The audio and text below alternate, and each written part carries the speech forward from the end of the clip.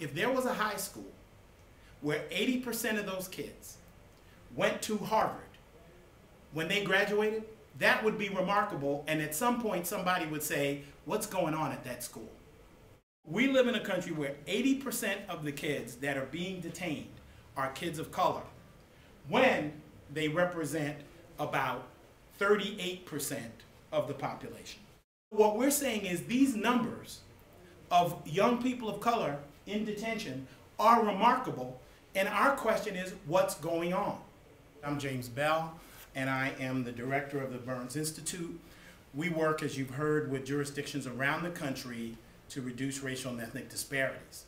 Whenever we come at Burns and talk about this work, people are immediately defensive, because to talk about the intersection of youth, race and ethnicity, and justice automatically puts people on the defensive.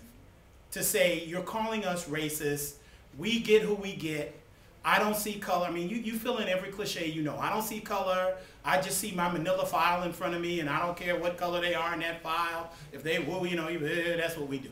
Great. The trend is growing where the kids of color are more coming in and staying in. And staying longer. And staying longer. Interesting. A lot of them went to YA, longer. A lot of the crimes are more severe. More serious. Yeah. Any difference in the age of the kids coming in, or is that staying about? Getting younger. And they're getting younger. The question is, why? Right? Now, I can just tell you, for those of you, and I know that there are those of you out there that are already satisfied that the why answer is because they do the crime, so they do the time. And if you're thinking that, you are bucking everything. It is not they do the crime, they do the time.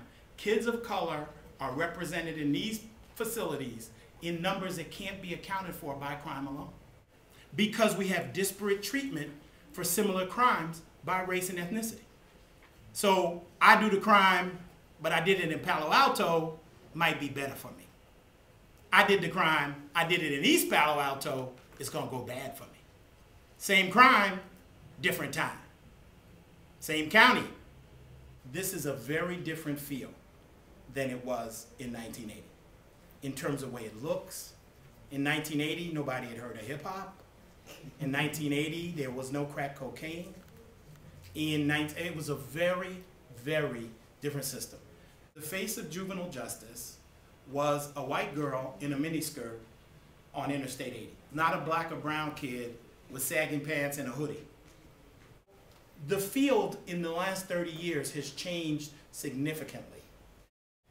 Most jurisdictions collect data in a way that is not going to move the ball with regard to race and ethnicity. What we want to do is to create a safe space for justice people to feel safe enough to say, why do we do what we do? That's the safe space we want to create. We need to define the success. What is success with regard to racial and ethnic disparities? What is it supposed to look like? So my job is that when you walk out of here, hopefully you know more about racial and ethnic disparities as it relates to young people, and what this is about, where this comes from, what the state of the nation is, what are you required to do, if anything, what are you not required to do, and that kind of stuff.